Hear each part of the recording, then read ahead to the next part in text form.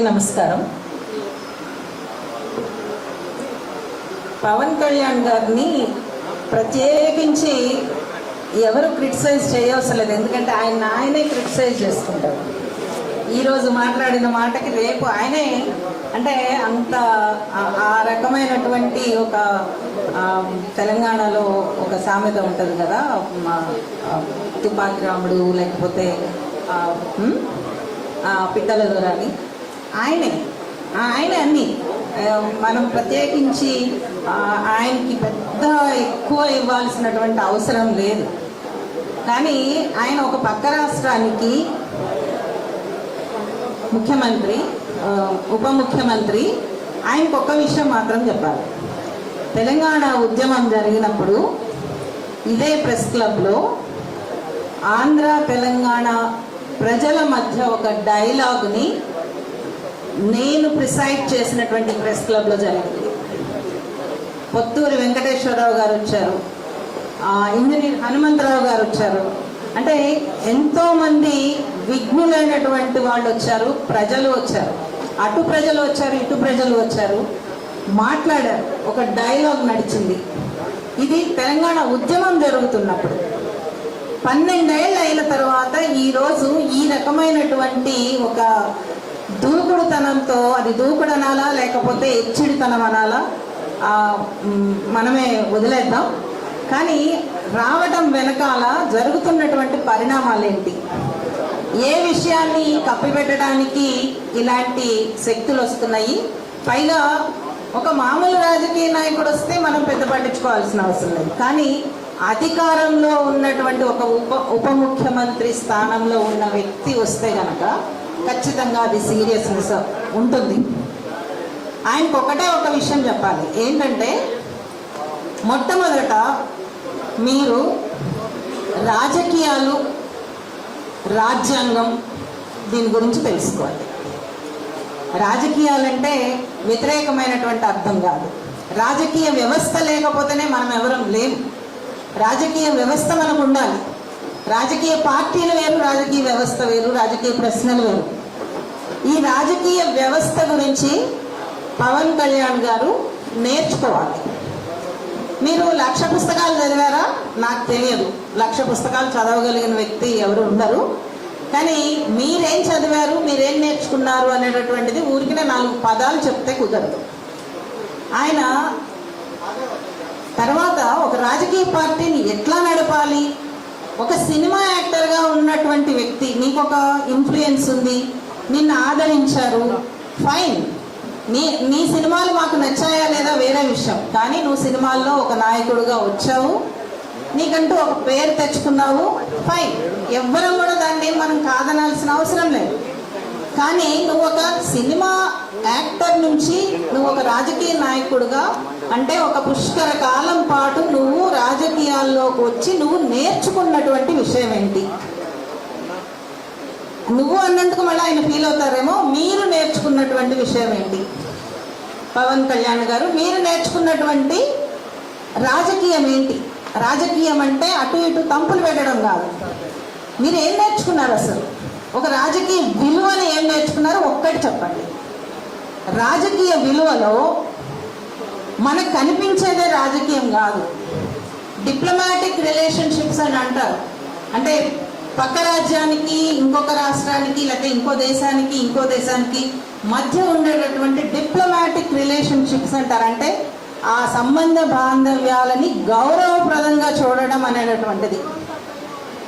మీకు తెలుసో తెలియదో, మీ పక్కింట్లో గనక ఎవరన్నా చనిపోతే, నేను ఆంధ్రాలోనే పుట్టానండి, నేను చిన్నప్పటి నుంచి చూసినటువంటి ఆంధ్ర రిప్రజెంటేషన్ పవన్ కళ్యాణ్ కాదు.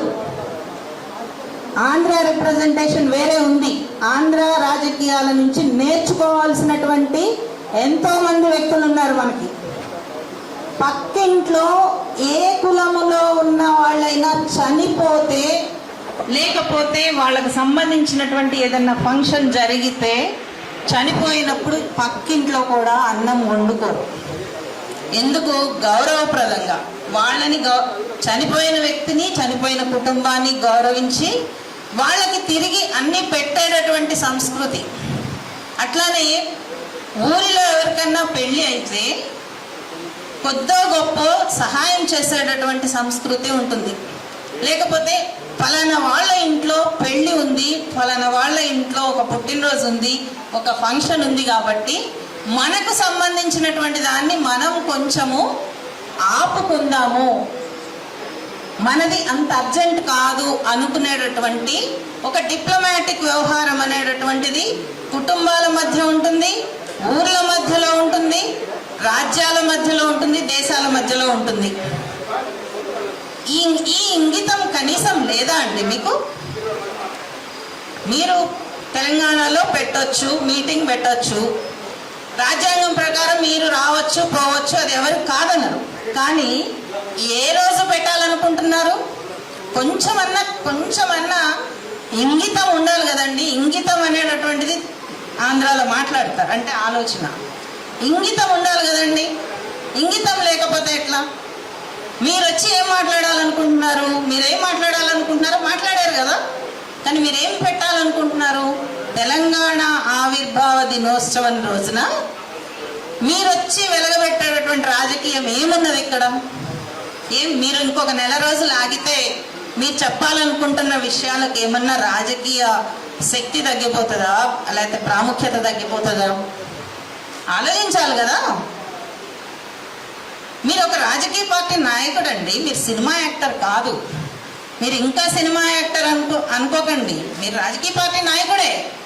మిమ్మల్ని రాజకీయ పార్టీ నాయకుడిగా మేము గౌరవిస్తాం, ఖచ్చితంగా గౌరవిస్తాం. కానీ మీరు మాట్లాడే ప్రతి ఒక్క మాటని కూడా చీల్చి చెండాడేటటువంటి హక్కు ప్రతి ఒక్కరికి ఉంటుంది.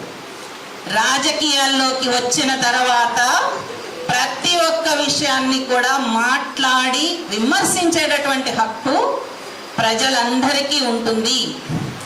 మీరు మాట్లాడే ప్రతి ఒక్క మాటకి కూడా విలువ ఉంటుందని గుర్తుపెట్టుకోండి.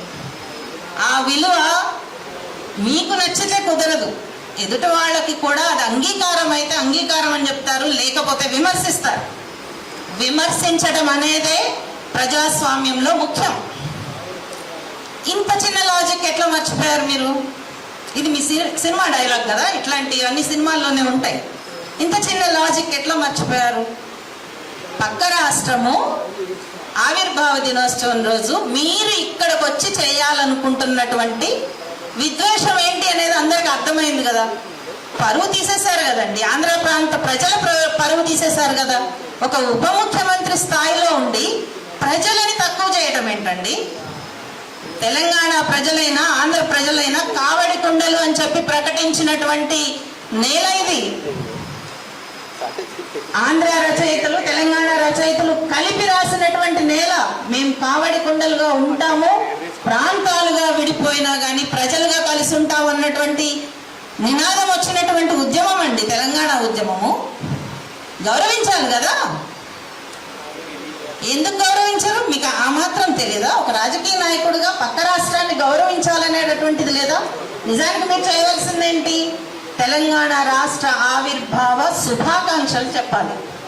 మీకు ఎన్ని విమర్శలైనా ఉండనివ్వండి, తెలంగాణ మీద ఎన్ని రకాలైన విమర్శలైనా ఉండనివ్వండి, కానీ ఒక రాష్ట్రానికి ఉప ముఖ్యమంత్రిగా మీరు చేయవలసినటువంటి పని, నిజానికి మీరు ఆవిర్భావ శుభాకాంక్షలు చెప్పుంటే గనక మీ పార్టీకి ఇక్కడ వెల్కమ్ చెప్పుండేవాళ్ళు.